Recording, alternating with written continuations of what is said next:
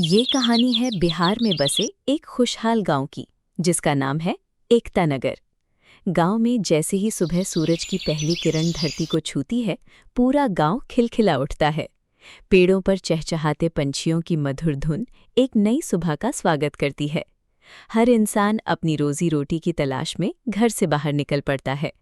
कोई खेतों में पसीना बहाने जाता है, तो कोई बाजार में समोसे बेचने का काम कर रहा होता है, तो कोई मजदूरी का काम करता है। कोई अपनी गायों को खेत में चराने ले जाता है, तो कोई सुबह सुबह अपनी छोटी सी चाय की टपरी पर चाय बेच रहा होता है, तो कोई गांव के किनारे अपनी राशन की दुकान खोलकर एक नए दिन की शुरुआत करता है। उसी गांव में बलराज नाम का एक आदमी रहता था। वो गांव में अपनी चिकन बिरयानी की दुकान लगाता था, जिसमें उसकी पत्नी रेणुका भी उसका पूरा साथ देती थी। दोनों बहुत मेहनती थे। बलराज की बिरयानी पूरे गांव में बहुत ही मशहूर थी। सबको उसकी बिरयानी का स्वाद बेहद पसंद था। गांव के सभी लोग अक्सर उसी के पास बिरयानी खाने आया करते थे। उसी गांव की दूसरी तरफ बिहारी भी अपनी चिकन बिरयानी की दुकान लगाता था। बस फर्क इतना था कि उसकी दुकान पर हमेशा कम भीड़ रहती थी। उसकी दुकान की जगह सभी लोग बलराज की दुकान पर जाना पसंद करते थे। बिहारी कभी भी लोगों से अच्छे से बात नहीं करता था। उसे सिर्फ अपने पैसों से मतलब था। वो बहुत ही घमंडी और लालची इंसान था। उसकी दुकान पर अगर कोई बुजुर्ग भी आता, तो वो उनसे टेढ़े मुंह ही बात करता था और उनकी मदद भी नहीं करता था। कुछ देर बाद उसकी दुकान पर उसका लड़का सोहन आता है। उसे देखकर बिहारी कहता है, सोहन, मैं कब से तेरा इंतजार कर रहा हूँ। तू कहाँ था? तुझे पता नहीं है क्या कि दुकान पर भी बहुत काम पड़ा रहता है? तभी सोहन कहता है, अरे पिताजी, कुछ दिनों में हमारी 10वीं की परीक्षा है, तो हमारे स्कूल में ये सिखा रहे थे कि परीक्षा में पेपर अच्छे से कैसे लिखते हैं, इसीलिए मुझे इतनी देर हो गई। रहने दे। मुझे झूठे बहाने मत दे। वैसे भी मैं जानता हूँ कि तू कितना पढ़ता है, तो अपने बाप को उल्लू मत बना। मैं तो तुझे कब से बोल रहा हूँ कि पढ़ाई लिखाई में कुछ नहीं रखा है। तू भी गांव में अपनी बिरयानी की दुकान खोल ले और अभी से पैसे कमाना शुरू कर दे। घर में थोड़ी आमदनी तो बढ़ेगी। वो तो बस तेरी माँ गुस्सा हो जाती है, इसलिए मैं तुझे कुछ नहीं कहता हूं। वरना मेरा बस चले तो कल ही तेरी दुकान खुलवा दूं। अब तू ये सब छोड़ और जो कुछ बर्तन पड़े हैं वो धो दे, चल। तभी सोहन किनारे में पड़े हुए बर्तन धोने लग जाता है। वहीं बलराज की दुकान पर भी अब भीड़ लगने लग जाती है। वो और उसकी पत्नी दोनों मिलकर अच्छे से दुकान चला रहे होते हैं। उन्हें अच्छा मुनाफा भी होता है। इस साल बलराज के लड़के रोहन की भी 10वीं की परीक्षा थी। बलराज अपने लड़के रोहन से दुकान पर काम नहीं करवाता था। रोहन घर पर रहकर खूब मन लगाकर पढ़ाई करता था। एक दिन शाम को बलराज और बिहारी दोनों चाय की टपरी पर चाय पीने आते हैं। दोनों आराम से चाय पी रहे होते हैं। तभी बिहारी बोलता है, अरे चाय वाले भैया, तुम्हारे तो भाग्य ही खुल गए। देख रहे हो, तुम्हारी दुकान पर आज कितने बड़े लोग आए हैं जो दूसरों की दुकान के ग्राहक ही चुरा लेते हैं। और पता नहीं आखिर कैसी बिरयानी बनाते हैं। ऐसी कौन सी नशे की गोली मिलाते हैं कि गांव के सभी लोग खिंचे चले जाते हैं उसकी दुकान की बिरयानी खाने। इधर मैं बिना एक भी मिलावट के रोज ताज़ा ताज़ा चिकन लाकर बिरयानी बनाता हूँ, फिर भी लोग मेरी दुकान पर नहीं आते। मैं तो अपनी बिरयानी में 21 मसाले मिलाता हूँ और ये कुछ भी मिलाकर बना देता है। बलराज भी गुस्से में बोल उठता है, बस कर बिहारी, और कितना फेंकेगा?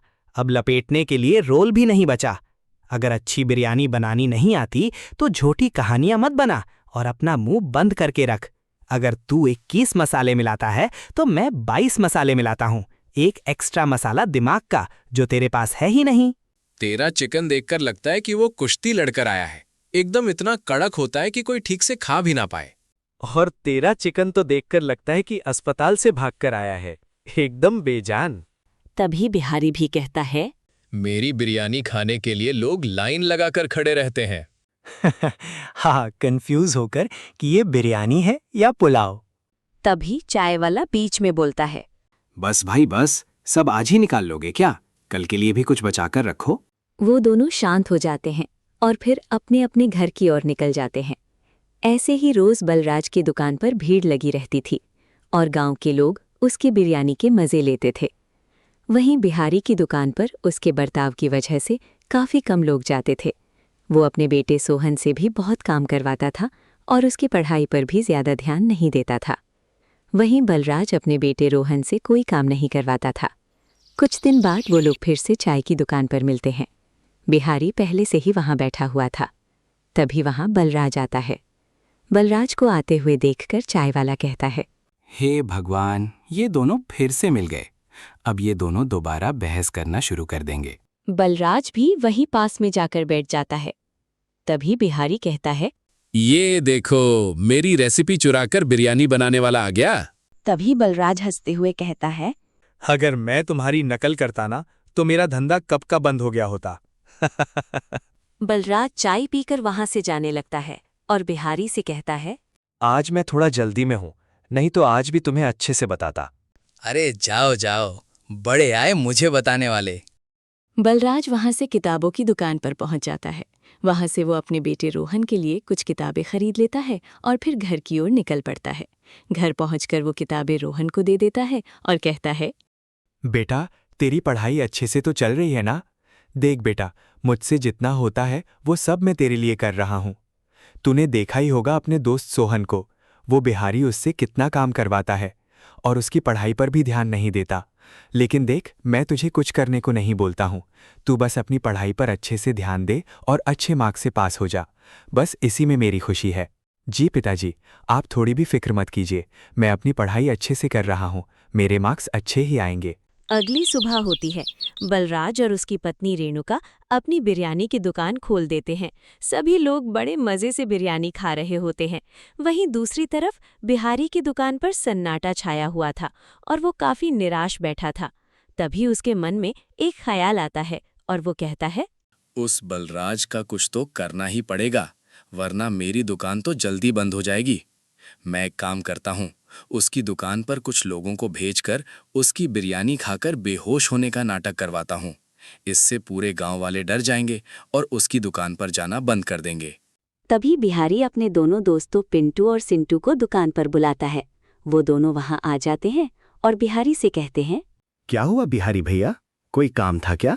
आपने हमें याद किया? देखो, तुम दोनों को मेरे लिए एक छोटा सा काम करना होगा। उसके बदले मैं तुम्हें पैसे भी दूंगा। पैसे? अब बस आप काम बताइए, सब हो जाएगा। तुम दोनों जब भी बलराज की दुकान पर ज्यादा भीड़ दिखे तो वहां जाना और उसकी बिरयानी खाना, फिर अचानक से बेहोश होने का नाटक करना, जिससे सब लोग बलराज की बिरयानी खाने से डर जाए। ठीक है सेठ जी, आपका काम हो जाएगा। वो दोनों भी पैसों के लालच में आ जाते हैं और वहां से चले जाते हैं। अगली सुबह होती है। बलराज और उसकी पत्नी दोनों दुकान लगा देते हैं। धीरे धीरे दुकान पर भीड़ हो जाती है। तभी वहां दोनों दोस्त पिंटू और सिंटू आते हैं और बलराज से कहते हैं, अरे भैया, तनिक गरम गरम बिरयानी लगा दो। वो दोनों को बिरयानी दे देता है। दोनों थोड़ी सी बिरयानी खाते हैं और अचानक से बेहोश हो जाते हैं। उन्हें बेहोश पड़ा देखकर सभी लोग डर जाते हैं। तभी उनमें से एक आदमी कहता है, सभी लोग रुक जाओ, कोई भी बिरयानी मत खाना। जैसे ही पिंटू और सिंटू ने बिरयानी खाई, वो दोनों बेहोश हो गए। बिरयानी में आज कुछ तो गड़बड़ है। तभी बिहारी भी रिक्शा से अपनी एंट्री मारता है। वो आग में घी डालने का काम करता है और लोगों से कहता है, और खाओ बलराज की बिरयानी। मैं तो पहले से ही बोलता था कि ये बलराज जरूर अपनी बिरयानी में कुछ नशे की चीज मिलाता है, जिसकी वजह से तुम सब इसकी दुकान पर खिंचे चले आते थे। अब देख लिया ना मेरी बात ना मानने का नतीजा। सभी लोग बिहारी से कहते हैं, हमें माफ कर दीजिए बिहारी भैया, जो हमने आपकी बातें नहीं मानी। आप हमेशा सच्चाई से काम में लगे रहे, लेकिन हम ये नशे वाली बिरयानी खाते रहे। अब से हम सभी आपकी दुकान पर ही बिरयानी खाने आया करेंगे। अब इस बलराज का क्या करना है? इसने हमें इतने दिनों से धोखे में रखा है, रोज खराब बिरयानी खिलाकर। कुछ नहीं, मैंने पुलिस को खबर कर दी है। वो आते ही इसे अपने साथ ले जाएंगे और जेल में डाल देंगे। तभी वहां पुलिस आ जाती है और बलराज को पकड़ लेती है। तभी बलराज कहता है, इसमें मेरी कोई गलती नहीं है, मैंने तो रोज की तरह अच्छी बिरयानी ही बनाई है, मुझे फंसाया जा रहा है। तभी पुलिस वाला कहता है, ये तो हम तेरी बिरयानी की जांच के लिए भेजेंगे ही। जब तक हमें ये पता नहीं चल जाता कि तेरी बिरयानी में सच में कोई मिलावट है या नहीं, तब तक तुझे जेल में ही रहना होगा। पुलिस बलराज को अपने साथ ले जाती है और उसे जेल में डाल देती है।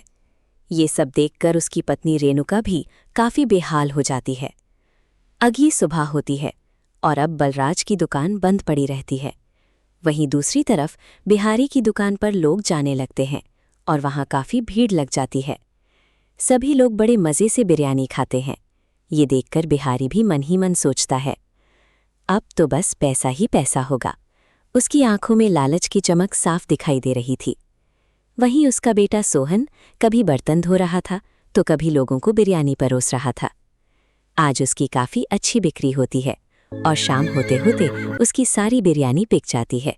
इसके बाद वो अपने घर जाने लगता है। अगली सुबह होती है और गांव की पंचायत में काफ़ी लोग इकट्ठा हुए थे। उन सभी को सरपंच जी ने ही बुलाया था। सभी लोग सरपंच से पूछ रहे थे, सरपंच जी, आपने हमें अचानक यहाँ क्यों बुलाया है? ऐसा क्या काम आ पड़ा? तभी सरपंच जी कहते हैं, थोड़ा सब्र रखो, अभी कुछ वक्त में सब पता चल जाएगा। तभी कुछ देर में वहां पुलिस की गाड़ी आती है और वे अपने साथ बलराज को भी लाए होते हैं। तभी पुलिस वाले सभी गांव वालों से कहते हैं, देखो गांव वालों, हमने बलराज की बिरयानी की पूरी अच्छे से जांच की थी और उसकी बिरयानी बिल्कुल सही निकली। उसमें किसी भी तरह की कोई मिलावट नहीं थी। तभी लोग बोलते हैं, अगर मिलावट नहीं थी तो ये पिंटू और सिंटू बेहोश कैसे हो गए? अब ये सब तो पिंटू और सिंटू को बुलाकर ही पता करना होगा। तभी सरपंच जी पिंटू और सिंटू दोनों को वहां बुलाते हैं। वो दोनों वहां पहुंच जाते हैं। सरपंच जी उनसे पूछते हैं और कहते हैं, तुम दोनों बिरयानी खाने से बेहोश नहीं हुए थे? बिरयानी तो बिल्कुल सही थी। लेकिन वो दोनों बोलते हैं, हम तो पूरी तरह से सही थे, लेकिन जैसे ही हमने बिरयानी खाई हम दोनों बेहोश हो गए। इसका भी पता चल जाएगा कि तुम्हारे बेहोश होने का असली कारण क्या था। तभी गांव के सभी लोग वहां से चले जाते हैं।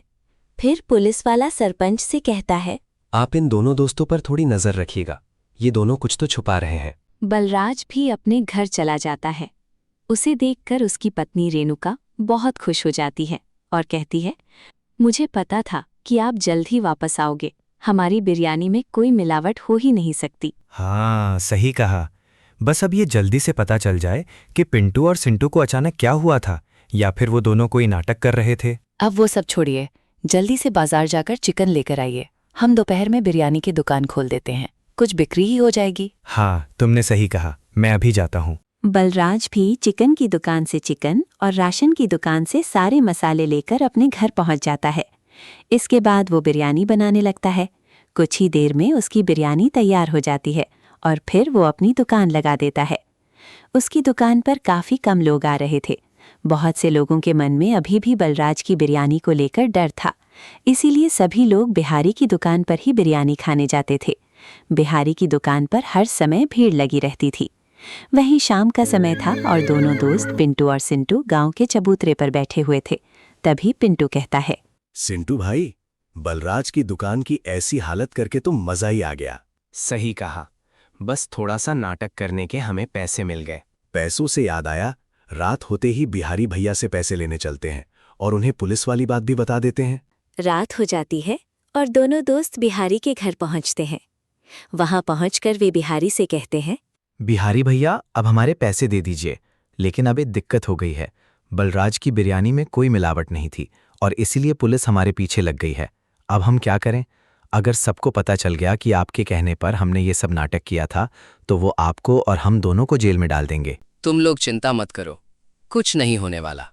तभी वहां सरपंच जी आ जाते हैं और कहते हैं, अच्छा बिहारी बेटा, तो ये सब तूने करवाया था ताकि बलराज की दुकान बंद हो जाए और तेरी दुकान पर लोग आने लगे।